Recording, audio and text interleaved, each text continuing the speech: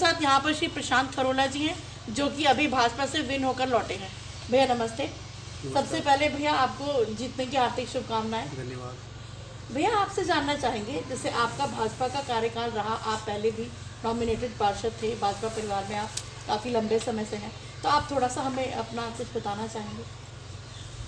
देखिए, मैं यहाँ पे भाजपा से नॉमिनेट पार्षद भी था जी। और वर्तमान में मैं भी भाजपा का इस डोईवाला विधानसभा के अंतर्गत ये बालावाला मंडल के नाम से है, जी। जिसमें 7 वार्ड आते हैं नगर निगम के। मैं यहाँ भाजपा का मंडल अध्यक्ष भी, वर्तमान में ही मंडल अध्यक्ष का दायित्व भी निर्वहन करता हूँ। जी भैया, आपसे जानना चाहते हैं, जैसे आप अभी इस बार आप विजयी होकर लौटे हैं भाजपा से इस क्षेत्र में, तो आपसे जानना चाहेंगे आपका जो मत प्रतिशत रहा वो कैसे रहा, कितना, और आप थोड़ा सा कुछ बताना चाहेंगे। मत प्रतिशत तो क्या होता है कि ठीक ही रहा है और हमारे यहाँ वोटिंग परसेंट भी ठीक हुआ, 60% हुआ है। जी।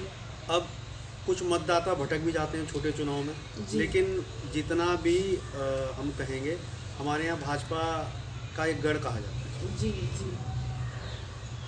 अच्छा भैया, आपसे एक बात और जानना चाहती हूँ, आप जैसे इस क्षेत्र से अभी विजयी हुए हैं, तो आपके लिए इस क्षेत्र को लेकर कौन कौन से मुद्दे अहम रहेंगे, आप हमें कुछ बताना चाहेंगे।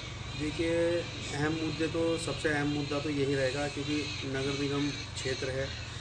अभी हम ग्रामीण क्षेत्र से पिछले 6 साल पहले जब अपना ये क्षेत्र नगर निगम में आया था, जी। तो हम नगर निगम में जुड़े थे। परिवेश अभी हमारे क्षेत्र का जो वातावरण या क्षेत्र का जो एक रहन सहन है, ग्रामीण का ही है, जी। लेकिन नगर निगम की सुविधाओं से इस क्षेत्र को लैस करेंगे। और सबसे पहले यहाँ स्वच्छता और सफाई पे बहुत ध्यान देने की ज़रूरत है, जी। क्योंकि अभी प्रॉपर तरीके से हमारे यहाँ सफाई की गाड़ियाँ जो हैं वो नहीं लग पाई। स्वच्छता पे हम विशेष ध्यान स्वच्छता पे देंगे। हम चाहेंगे कि हमारा वार्ड 100 वार्डों में सबसे सुंदर वार्ड और स्वच्छ वार्ड और आदर्श वार्ड बने। सही बात है। वैसे यहाँ का जो आसपास का वातावरण है वो तो वैसे ही बहुत अच्छा हरियाली वाला है।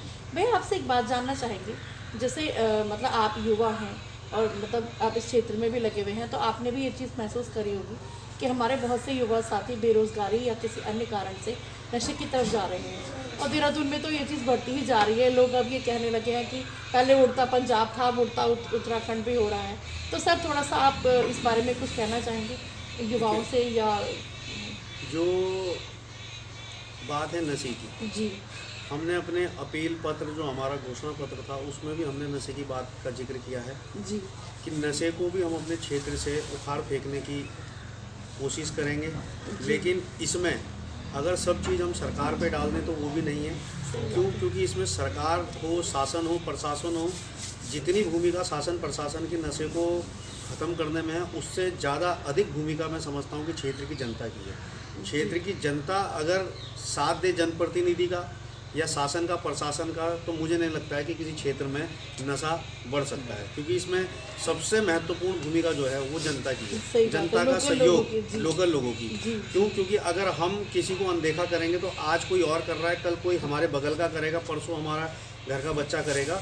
तो कोई भी अगर नशा कर रहा है या करवा रहा है, तो हमने उसे यही देखना है कि कल को हमारे भी बच्चे हैं, हमारे भी क्षेत्र में हैं, तो हमने पूरा सहयोग करके किसी न किसी तरह से अपने क्षेत्र से नशे को हटाना है। और रही बात बेरोज़गारी की, देखो ये क्या है कि ये सबसे छोटी सरकार है, रोज़गार में इसकी इतनी कोई भूमिका है नहीं, क्योंकि देखो रोज़गार में तो आपका जो राज्य सरकार है, हमारी केंद्र सरकार है, उनकी भूमिकाएँ हैं।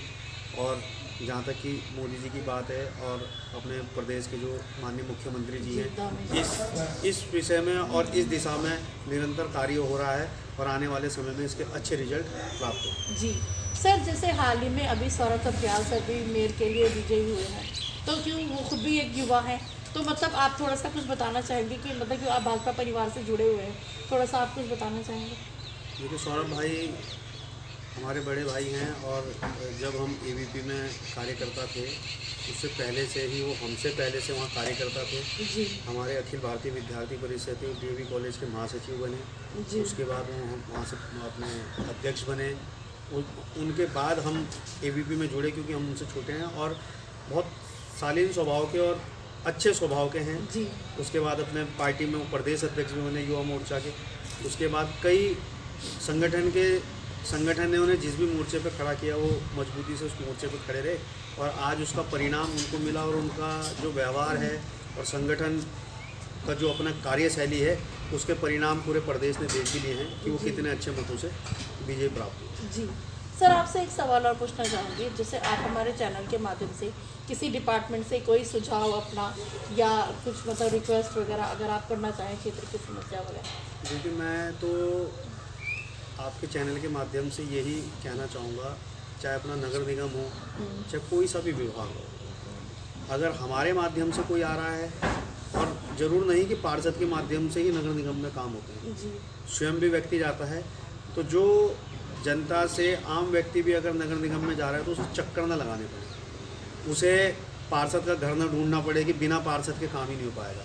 नगर निगम स्टाफ हो, नगर निगम के कर्मचारी हों, वो भी हर एक व्यक्ति को ऐसा वहाँ माहौल होना चाहिए, जो भी व्यक्ति वहाँ आया उसे ऐसा लगना चाहिए कि वाकई में ही ये सबसे छोटी सरकार है और ये हमारे घर की सरकार है, जहाँ किसी की बिना सोच के भी उसका काम होना चाहिए। जी सर, आपसे एक बात और जानना चाहूँगी। जैसे आपने सोचा होगा कि आप जब आप पहली बार आप अपना कार्यभार संभालेंगे, आप अपने बैठेंगे सीट पर, तो आपको इस क्षेत्र को लेकर आपकी पहली प्राथमिकता क्या रहेगी, थोड़ा सा आप बताना चाहेंगे? देखो, पहली प्राथमिकता तो जैसे मैंने आपको भी पिछले सवाल में आपके बताया है कि स्वच्छता की मेरी पहली प्राथमिकता रहेगी, और विकास कार्य तो है कि विकास कार्य निरंतर चल रहे हैं, हम पद पे नहीं भी रहे हैं तो भी विकास कार्यों को हमने प्राथमिकता दी है। उसमें चाहे हमने अपने मेयर का सहयोग लिया हो, चाहे हमने सांसद का सहयोग लिया हो, चाहे हमने सांसद का सहयोग लिया हो, चाहे अपने विधायक जी का सहयोग लिया हो। विकास कार्य तभी होंगे जब लोग विकसित होंगे, लोगों की सोच विकसित होगी, तो विकास कार्य निरंतर चलते रहेंगे।